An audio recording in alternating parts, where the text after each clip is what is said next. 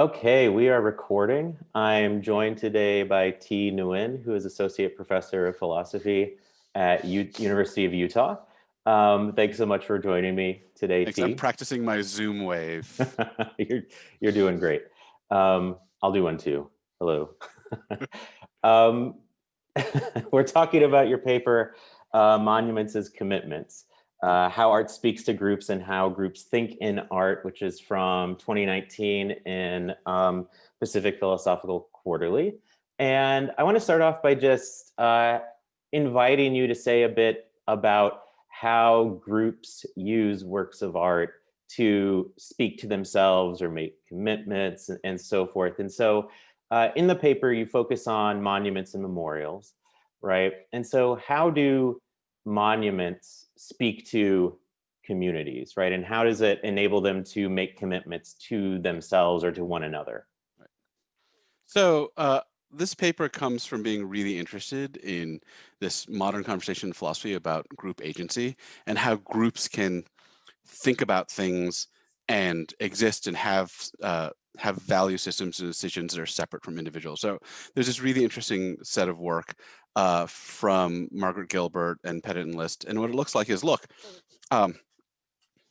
some institutions, corporations, companies count as their own independent agents that are a little bit separate from the people that are involved in them. So when I talk about this to my students, one of the easy ways to talk about it is to say, like, look, so let's say that British Petroleum, let's say, screwed over a bunch of the world, right?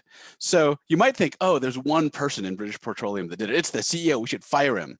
But you might think, no, it's something much deeper than that. It's something in the corporate culture, it's something in the organization, it's something in the policy.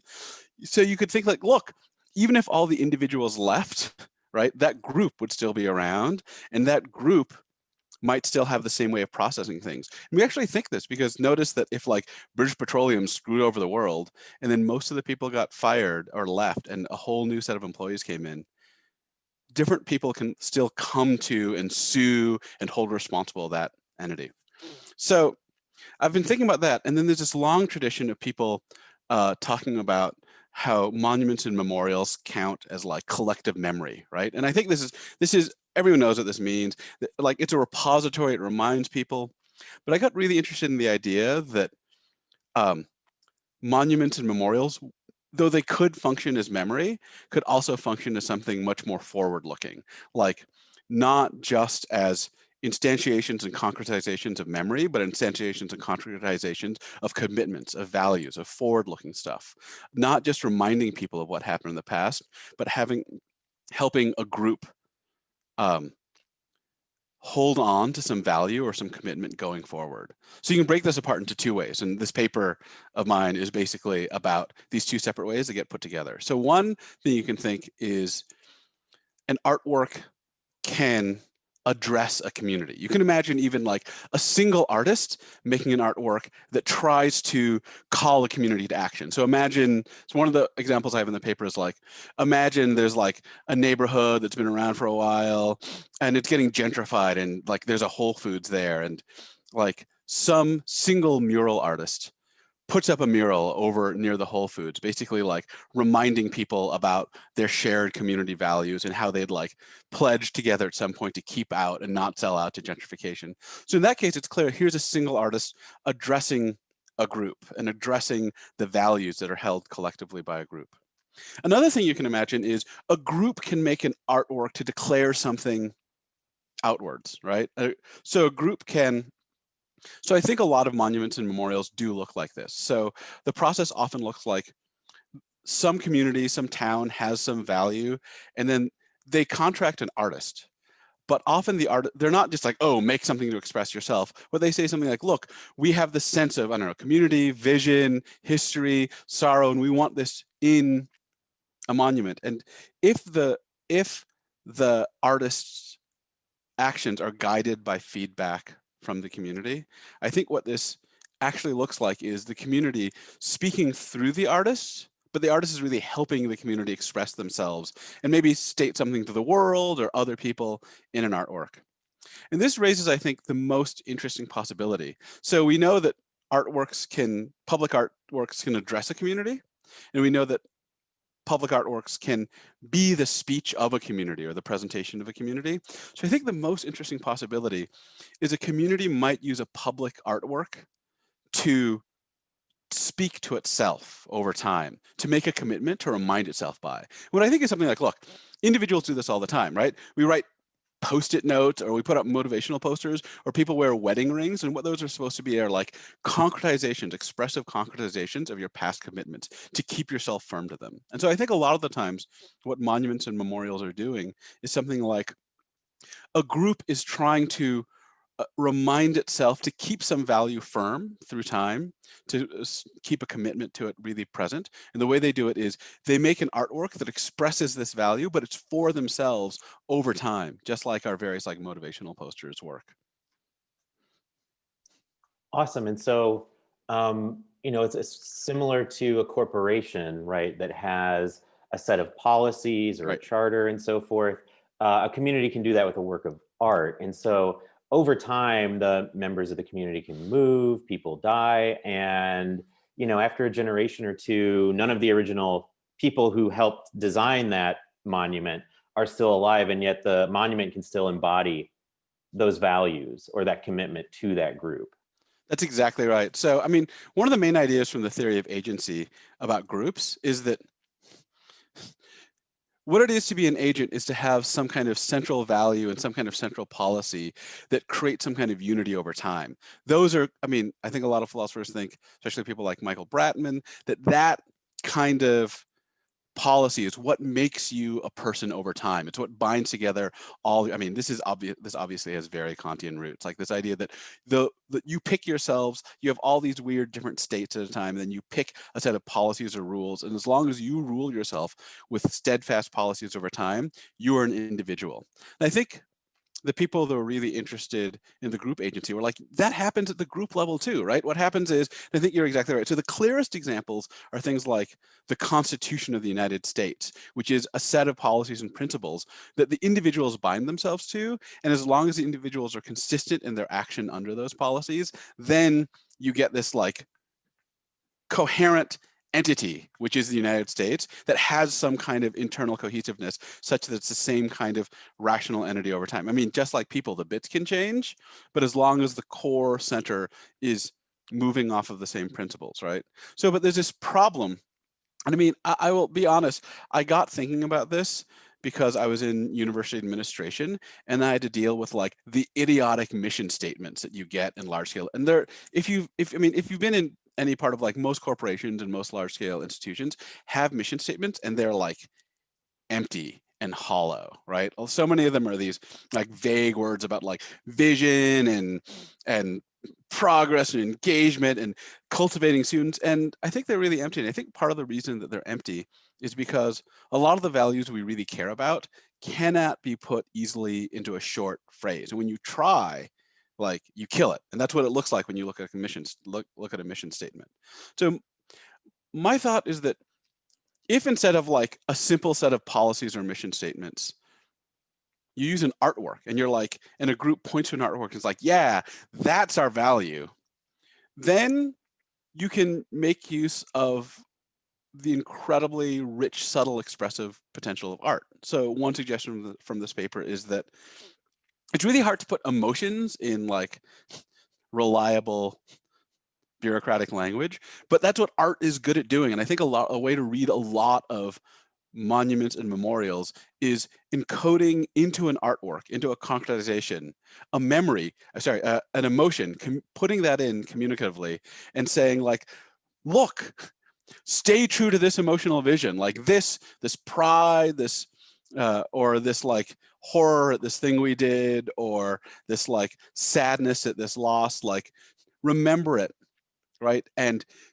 not only remember it, but let it guide you in the future. And so the basic thought is something like, in the same way that corporations can use mission statements to organize themselves coherently over time, art can do that for communities or groups or whatever. Governments and corporations can also use art, but it's not constrained by what can be made wholly explicit. You can express subtle emotions through and use emotions as the kind of like beating value heart of a group.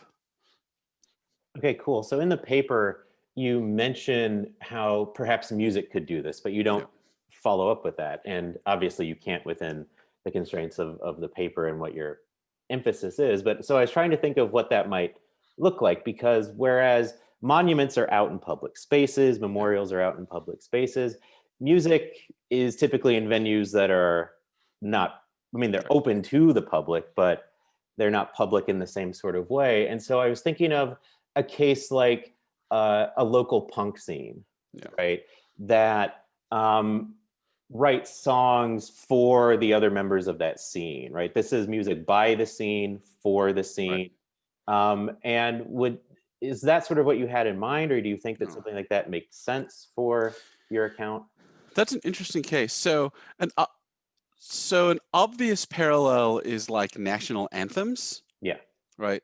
And part of what's going on with the public artwork is a lot of the examples I use involve uh, local governments or large scale governments, partially because it's easier for me to point out, this is just an artifact of what's easier to argue in a quick paper.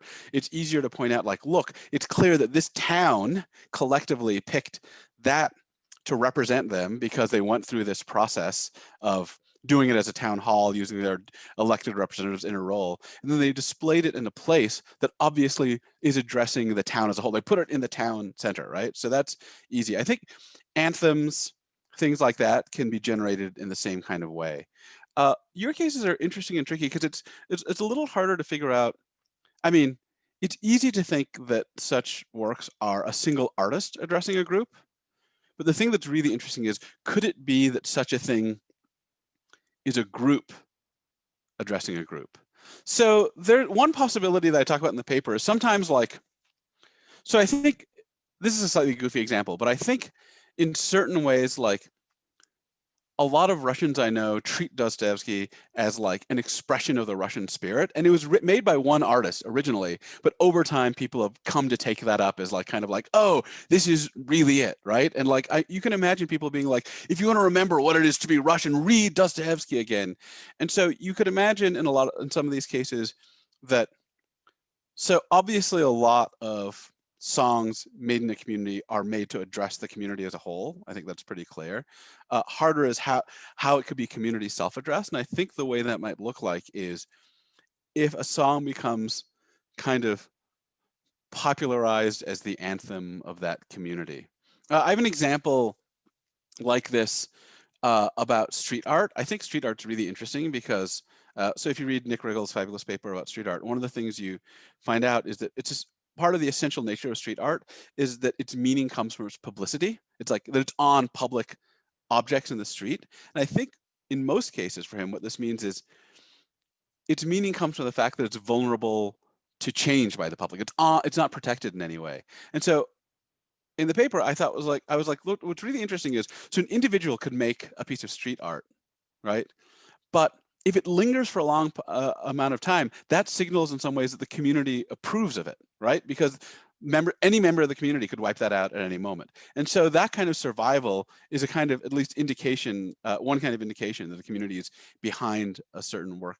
So I can imagine something like if in a scene, like, I'm trying to, this is just me making shit up because I was never part of a musical scene as a kid because I was too much of an alienated loser with no friends, but I'm imagining what it would be like if I were cool and part of a scene, that's right? almost like the perfect way to be in certain sorts of scenes, right? Like the goth scene is what you should have belonged to. No, but the goth kid still hung out. Anyway, whatever. Yeah. We don't have to talk about my childhood more. Well, we could, but we don't have to. That's fine. So you can imagine something like if a certain song is originally made by an artist, but gets taken up and played over and over again, covered over and over again by different, and it's taken by people to be expressive of and starts to show up. God, I wish I had examples like this. There's got to be a clear example of this somewhere around, but I think something like that could look like community approval. One of the interesting things about this is in a lot of the literature about group agency, the mechanism for a formal institution like a corporation or a government to designate something as the speech of the group is like quite clear. It's always encoded, right? It's like, look, you have to ratify and speak. I mean, actually, in the background, I should make a little bit of something clear about the group agency material. So there's this really useful stuff from group agency theory that's like, look, we have to distinguish between beliefs that are held by all the members of the group and beliefs of the group. So for example, standard example, the American Medical Association, right? Imagine that every single member of the American Medical Association, I don't know, likes sushi and believes in climate change. Still, you're not going to attribute those beliefs to the American Medical Association. The beliefs you attribute to the American Medical Association are those that have been through the process inscribed in the bylaws of the American Medical Association of an official declaration, which means the group, probably the members vote on a certain board and the board makes a decision and they send it out to be voted on. And when it goes through that process, the group makes some declaration, right? The AMA probably says something like, you know, we support masks during the right? And that becomes an official declaration of the group. So it's very clear in that sense that there's a bit of speech or proposition that can be attributed to the whole group, even if not all the members hold it, right? That's something really important. Like we attribute laws and actions to the United States, even if 30% of the people voted against it, as long as it went through the correct procedure. The stuff I'm really interested in, especially with this question about the punk scene, is it seems like there's a possibility that certain things become expressive of the whole group. And we can recognize cases when something becomes kind of like naturally emergently anthemic, whatever, Yeah, anthemic. Yeah. to a scene.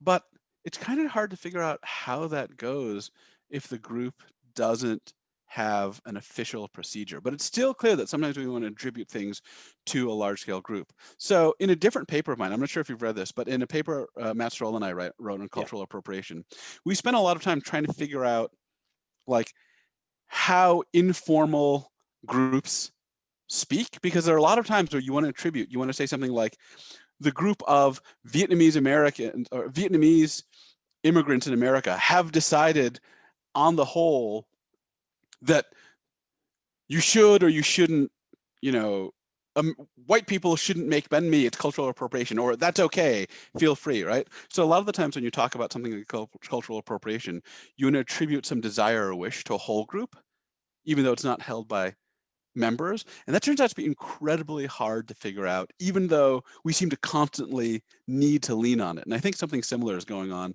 with these cases. I think we can recognize really clear cases when something is like a total anthem, but there are a lot of in-between cases that are super hard to figure out. Yeah, right. And so I think, relating to that paper actually, like, if the song has been sort of adopted by the group, right, by the local punk scene, one of the bands within the scene makes this song, it sort of becomes their song collectively. And if such a song were to start to like get more widespread airplay, right, it's playing on commercial rock radio. If like the band were to, like, God forbid, license it to like Old Navy to show in one of their commercials, I think that's the members of that scene would feel that there is some sort of violation of group intimacy there, right? That the band has failed us in some way, that this was ours, it's not ours anymore. Well, it depends. I mean, you could also think so. Sometimes groups, like we said in the cultural appropriation paper, sometimes groups are fine with something being spread wide. Sometimes groups want to normalize something. You can imagine a song like a group being like, it's awesome that everyone is hearing our message, because some group commitments can be wholly internal, but others are very declarative, right? A lot of public artworks are like, we're going to keep this to ourselves, but everyone else should see it too. I mean, I think the Statue of Liberty is an interesting case that comes up in this, because I think the Statue of Liberty was made by one group, France, addressed to another group, America, given as a gift. And then the way that it's been displayed, Americans clearly treat it as a group artwork that's expressive. They use it as an internal commitment, but it's also outward looking, right? Its placement is very much like the rest of the world too, see this. And you can imagine a lot of groups being like, it's great that we get radio play, because our internal commitment and value commitment is something that we want other people to hear too. I think that example, the example that really got me going, this amazing monument against fascism, I talked about this in the paper. We should just Google it. The monument against fascism in Hamburg, Germany is like this incredible work that is clearly A group's commitment to themselves, pledging to remain against fascism, but also put in a place where a lot of people, other people can see, presumably so they will hear this group's commitment, right? So that seems fine. But there are other cases where you can imagine, no, a group is like, no, this is ours. This is our intimate commitment. This is something we don't want other people to hear or partake in. And yeah, you can easily imagine an artist licensing it, and then afterwards the group being like, why'd you do that? That was ours. That was like special to us. And if you think that the artist just doesn't have full say, then what you're probably thinking is that that thing has been uptaken by the group, exactly as you say, and now in some sense belongs to the group, at least in a considerable amount to weigh against the degree to which it belongs to the artist. I think that's a totally great and interesting case. Yeah, and I think, another sort of case is where a group or a community adopts something, a piece of music that already exists. Right. Right. I mean, the EU, Ode to Joy is sort of like their, Yeah. the song, for them. And, I think another case is, the recent bombing at the Ariana Grande concert in Manchester in the UK. That was a horrific event. There was subsequent to the event, there was a community-wide vigil, right, held in the memory of those who lost their lives or who were injured. And during that vigil, someone in the group just starts singing Oasis's "Don't Look Back in Anger." Right, one person starts singing it, and then everyone, it sort of spread. And I don't know if you've seen the video on YouTube; it's deeply and profoundly moving. Yeah, I found it, and um, the community, I think, came to embrace that. And yeah. when they reopened the arena, right, the first act to perform was Noel Gallagher, right, formerly from Oasis, right, who wrote the song, and he performs that song, and the entire arena is like drowning his voice out because everyone's singing it. And so I think that that's a case where a group has adopted a song, Right. and it sort of comes to it's a concretization of their commitment to, remembering what has happened, but also as a way of, I mean, the song itself, "Don't Look Back in Anger," right? It's look forward away from the hatred of the past, right? And so it's a commitment to the sort of future directed stuff that you're talking about. That's a perfect, that example is moving and exactly right. And I think like that's a perfect example of a group taking up an artist's work as their own. And I think in some sense, like, I bet you if Noel Gallagher had been like, no, this is my song, shut up, people. Yeah. You'd be like, shut up, Noel. Yeah. Like something more important than this is happening. Like this uptaking as the center of a group's like emotion, voice, expression is just this really valuable thing. Though I just realized something really interesting. Here's a funky case. I think in many ways, pro-military US people often try to adopt Bruce Springsteen's "Born in the USA" as an anthem. But I mean, I think everyone knows that song is actually like very anti-military. There are ironies in it that are very obvious that Yeah. when you try to adopt it, like something weird has gone on. And there also, I mean, there are these interesting cases of like, I mean, was it, I think Mitch McConnell or someone like that started using, as his like background music to walk in on some like, I can't remember these. I think it was like Fleetwood Mac or something. The Fleetwood Mac people were like, no, don't use our song. You're not allowed to.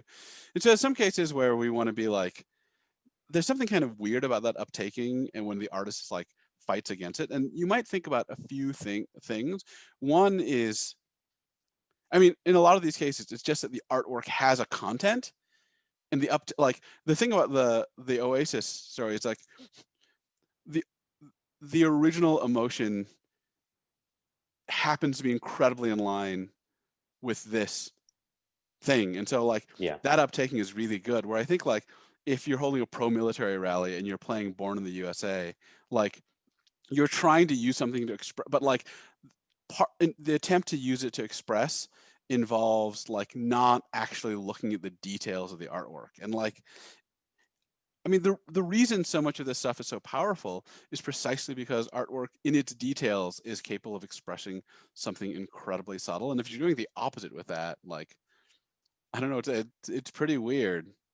Yeah, right. And that happens frequently, especially with like Republicans using songs by Fleetwood Mac, Neil Yeah. Young, like Oh, Bruce yeah, Neil Springsteen. Young is a People. That's a weird one for right, Republicans to embrace, right? I mean, right.